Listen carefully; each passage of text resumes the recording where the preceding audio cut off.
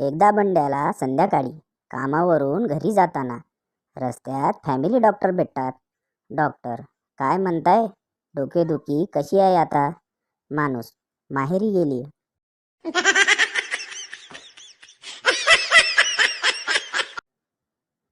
एकदा गावात नसबंदीचा कॅम्प लागला होता. 24 वर्षाचा मुलगा तिथे आला.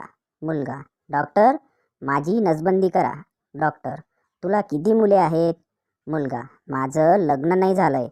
डॉक्टर, मग का नसबंदी करतोय? मुलगा, कारण गावात सर्वांची नसबंदी झाली. साला कोणतीही बाई गर्भवती राहिली की पूर्ण गाव मलाच मारायला येतं.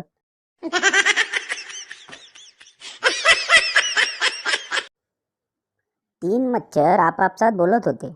पहिला मच्छर, मी डॉक्टर बनणार. दुसरा मच्छर, मी इंजिनियर बनणार. तिसरा मच्छर, मी वकील बनणार आहे. तितक्यात काकू मॉर्टिन लावतात. तिन्ही मच्छर चिडून हिच्या आईला अख्ख्या करिअरची वाट लावली.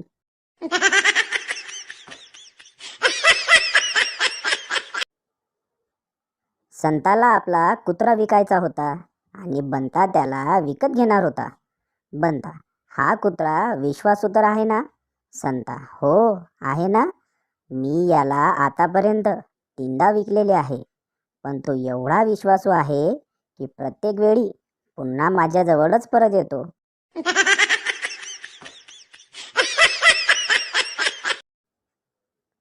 गण्या, येणाऱ्या पिढीची वाट लागणार हे तर फिक्सच आहे. मन्या, का रे? गण्या, कारण त्यांना मार्गदर्शन करणारे अनुभवी म्हातारे आपणच असणार आहोत.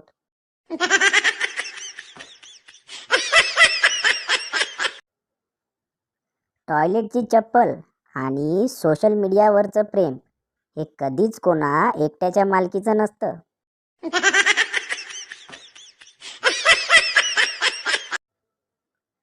भाजी खरेदी करताना बायकोचं नीट निरीक्षण करा. ती उचलते भेंडी, दर विचारते मेथीचा आणि विकत घेते बटाटा.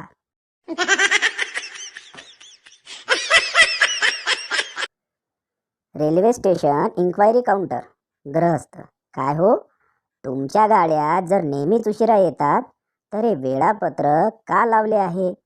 कर्मचारी, साहेब, जर गाड्या वेळेत येऊ लागल्या तर तुम्ही परत विचाराल हे वेटिंग रूम कशाकरिता बनविले.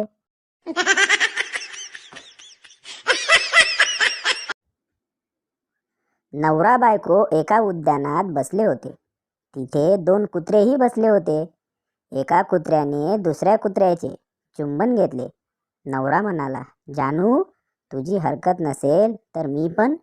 बायको, ठीक आहे, जा, पण काळजी घे, तो कुत्रा आहे, चावायला नको.